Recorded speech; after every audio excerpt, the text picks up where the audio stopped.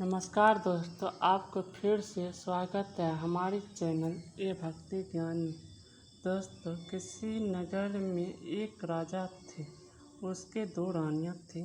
बड़ी रानी बहुत गुस्सैल और कुटिल स्वभाव की थी। बड़ी रानी के पुत्र भी थे, परंतु छोटी रानी इसके विपरीत बहुत ही नम्र, सबका आदर सत्कार करते थे।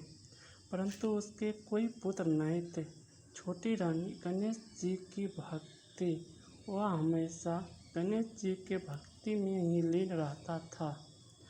बड़ी रानी को राजा का छोटी रानी के पास जाना पसंद नहीं था, इसीलिए वह राजा को किसी न किसी तरीके से रोके रखते थे।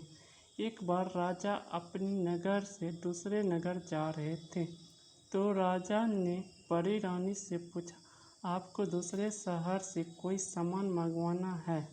तो बड़ी रानी ने कहा, मुझे कपड़े, गहने, बच्चों के लिए खिलौने और बहुत सी वस्तुएं उन्हें बता दी।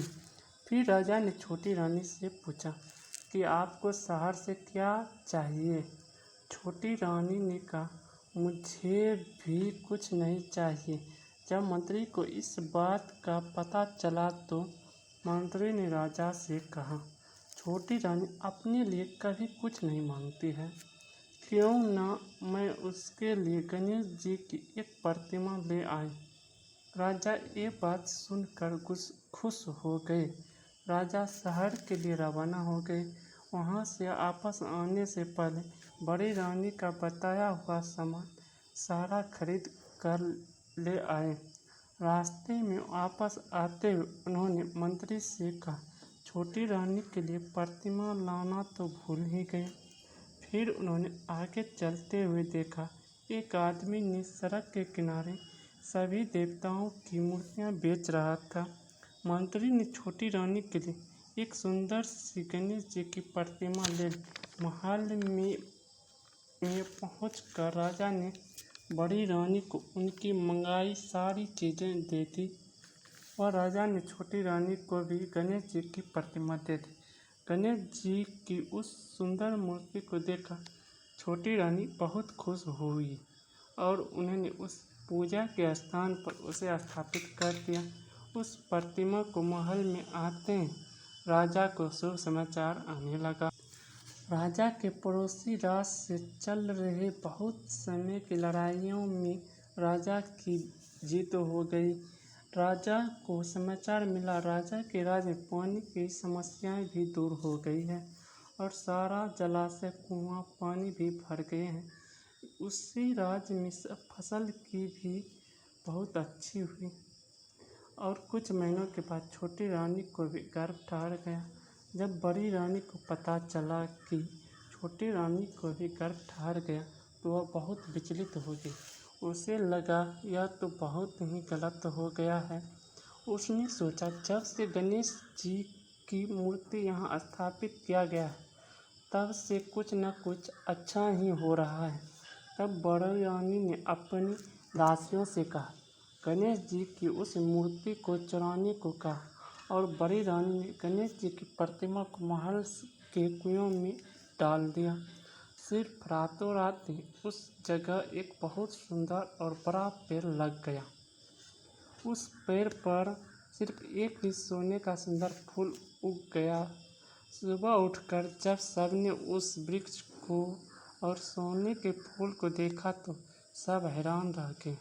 सब कोई उस फूल को लेने जा रहे थे, पर वह फूल किसी के हाथ में नहीं आ रहा था। बड़ी रानी भी वहाँ आई और राजा भी आए, फूल किसी के भी हाथ नहीं आया। फिर सबने छोटी रानी को बुलाने को कहा। छोटी रानी को भी वहाँ बुलाया गया। छोटी रानी के वहाँ आते ही उन्होंने अपनी आंचल फैलाई और फिर वह फूल अपने आप ही छोटी रानी के आंचल में आ गिरा और गणेश जी की मूर्ति में बदल गया।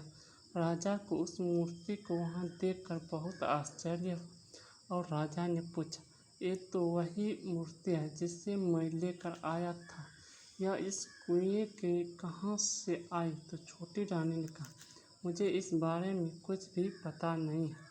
फिर वह प्रतिमा साक्षात गणेश जी में बदल गई और गणेश जी ने कहा, जिसने भी इस मूर्ति को कुएं में फेंका वह खुद बता दे, नहीं तो फिर मैं बताऊंगा। बड़ी रानी को अपने ऊपर शर्म आ रही थी, फिर भी वह कुछ नहीं बोल पाई। फिर गणेश जी की कृपा से उस कुआं के पानी में सभी को वहाँ दृश्य दिखाई दी, कैसे मूर्ति चुराकर कुआं में फेंकी गई। इसके बाद राजा ने बड़ी रानी को घर के बाहर पुराने किले में रहने का आदेश दिया। फिर गणेश जी भगवान फिर से मूर्ति में बदल गए। फिर राजा ने महल के अंदर एक भव्य मंदिर बनवाकर उस मूर्ति को पूरे विधि विधान से स्थापित करवाया। छोटी रानी 9 माह बाद एक सुंदर बालक का जन्म दिया।